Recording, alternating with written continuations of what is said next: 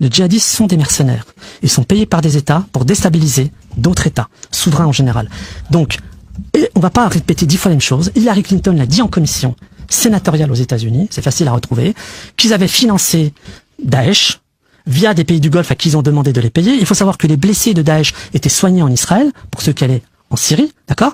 Et que pour tenir cette masse de garçons, parce qu'il fallait quand même choisir des gens qui étaient, entre guillemets, d'apparence arabe, ok? C'est ce qu'on a fait en France, et ce qu'on continue à faire en France, avec l'affaire Mohamed Merah. Bon. Et ceux qui sont pas contents au niveau de l'établissement, vous portez plainte contre moi, il n'y a pas de problème, j'ai les dossiers. Donc ce qui est important de savoir, c'est que qu'est-ce qu'ils ont fait pour les tenir et les abrutir? Je peux te couper 2 secondes. Il y a un bouquin que je recommande, ça s'appelle Jihad Made in USA.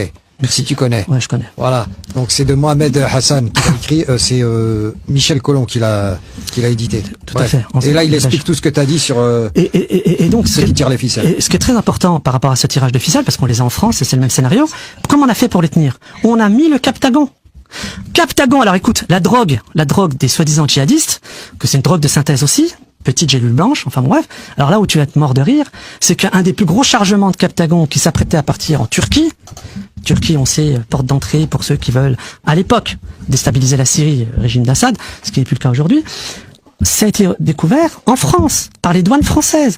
Des bacs bleus hauts comme ça, bourrés de drogue, qu'on allait livrer, soi-disant, aux djihadistes, que soi-disant la France combattait sur place. Il faut savoir que François Hollande, pour s'assurer à ce qu'il n'y ait plus de témoins des djihadistes français, parce qu'aujourd'hui il y a toute une polémique, est-ce qu'il faut ramener leurs femmes ou pas, leurs enfants ou pas? Non, la vraie polémique, le vrai débat, c'est quoi? C'est que ces gars, quand ils ont quitté le territoire français, ils l'ont fait avec l'accord de la DGSE. Bien sûr. DGSE qui est tenue aujourd'hui, comme l'avait rappelé notre cher et regretté ami, le général de la Ward, par le Mossad. Et moi, je rajouterais à ça que la DGSI est tenue aujourd'hui par le Mossad et que ce qui est à la tête de la DGSI française aujourd'hui a pour volonté, mais vraiment, de faire des Français des Palestiniens. Ok? Et j'assume l'entièreté de mes propos. Il faut savoir que la patronne de la DGSI, ça fait maintenant 2 ans au moment où elle a été nommée. Je l'ai dit sur ce plateau. Elle ne tiendra pas. Elle n'a pas le profil. On nous a vendu, mais regardez, une femme. C'est pas là la vraie question.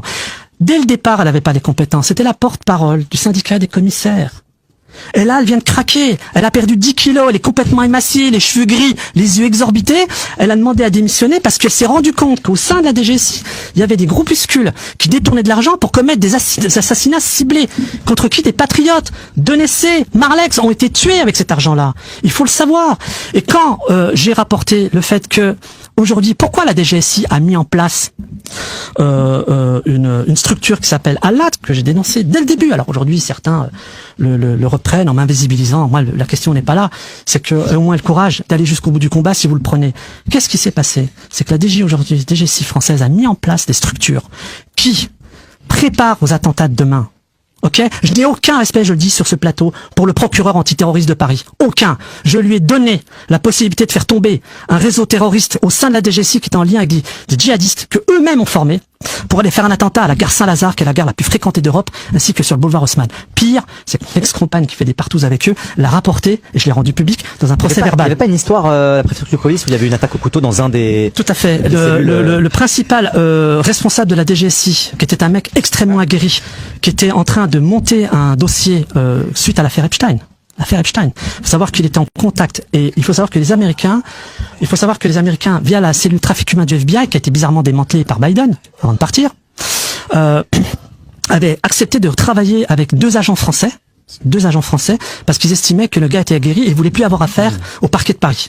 Il voulait plus avoir affaire aux magistrats, puisque les magistrats avaient dit publiquement, monsieur Rémy Hertz, qui depuis a fait belle carrière, hein, le mégot de cigarette de Notre-Dame, c'est lui, l'affaire chlordécone aux Antilles, c'est lui.